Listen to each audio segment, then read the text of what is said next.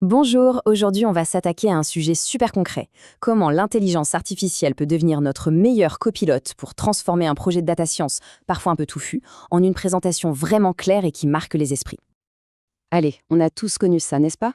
Après des semaines, voire des mois, la tête dans le code, dans les données, il faut soudain tout résumer.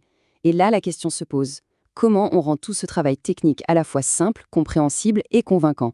C'est souvent là que le vrai casse-tête commence. Eh bien, la solution, ce n'est pas de dire à l'IA «fais ma présentation», non, pas du tout. La vraie astuce, c'est de l'intégrer comme un partenaire de réflexion. Un assistant qui va nous aider à structurer, à rédiger et même, vous allez voir, à critiquer nos propres idées pour les rendre plus fortes. Alors, concrètement, comment on s'y prend? On va voir ça en 5 étapes très simples. 5 moments clés où votre copilote IA peut vraiment faire toute la différence. C'est notre feuille de route pour aujourd'hui. Allez, on y va. Première étape, et franchement, c'est la plus importante. Avant même de penser à ouvrir PowerPoint ou Google Slides, il faut trouver l'histoire, le narratif de notre projet. Pour éviter le fameux syndrome de la page blanche, rien de mieux qu'un prompt comme celui-ci. C'est tout simple, mais c'est hyper malin. Au lieu de lui demander d'écrire, on lui demande de nous poser des questions. Et là, magie, on est obligé de mettre nos idées au clair sur les points vraiment essentiels. Le problème qu'on résout, les données qu'on a utilisées, le modèle, et surtout, l'impact final. Et cette technique, elle marche pour plein de choses. Par exemple, on peut juste dicter nos idées en vrac, dans un mémo vocal, puis demander à l'IA de structurer tout ça. Ou alors, on lui donne notre readme technique, un peu dense, et on lui demande d'en extraire le résumé percutant. C'est un gain de temps énorme. Ok, maintenant que notre histoire est claire, il faut lui donner une colonne vertébrale. On passe donc du récit au plan, au squelette de la présentation. Pour ça, il y a un petit framework super efficace, le TOM. C'est simple. Thème, de quoi on parle exactement. Objectif, qu'est-ce qu'on veut que les gens retiennent ou fassent après. Et message, c'est quoi la grande idée à retenir. On peut donner notre récit à l'IA et lui demander de nous aider à définir ces 3 piliers. Ça permet de s'assurer qu'on va droit au but. Et c'est là que ça devient vraiment puissant. Le projet, lui, ne change pas. Mais l'histoire qu'on raconte, si. On peut demander à l'IA de nous créer 3 plans différents. Pour un professeur, on va insister sur la méthode, la rigueur, les outils. Pour un CEO, on parlera business, retour sur investissement, valeur ajoutée.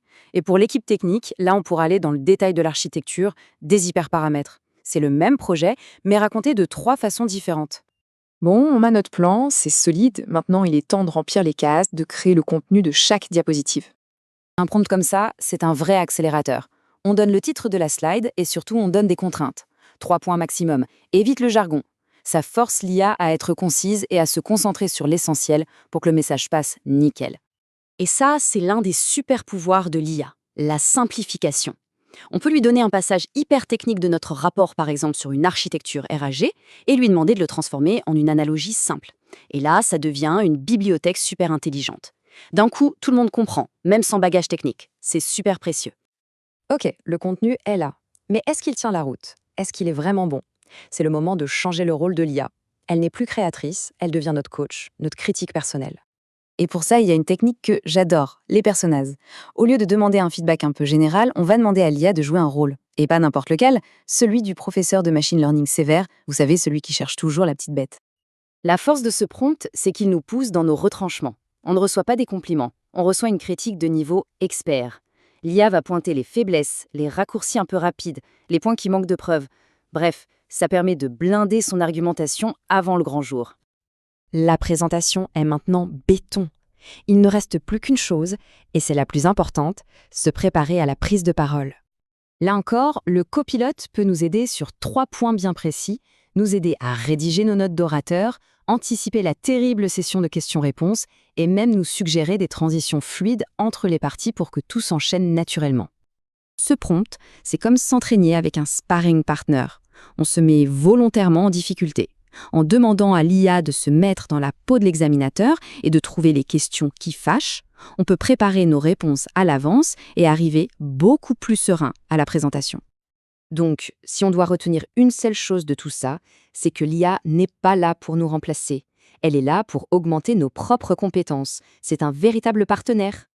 Au final, ce qui donne de la valeur à une présentation, c'est l'expertise humaine, c'est la pensée critique, c'est la maîtrise du sujet.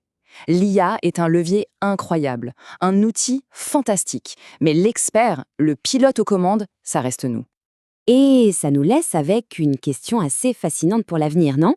Au-delà des présentations, quelle sera la prochaine compétence complexe que cette collaboration homme-machine va nous permettre de maîtriser plus vite et mieux? La discussion est ouverte.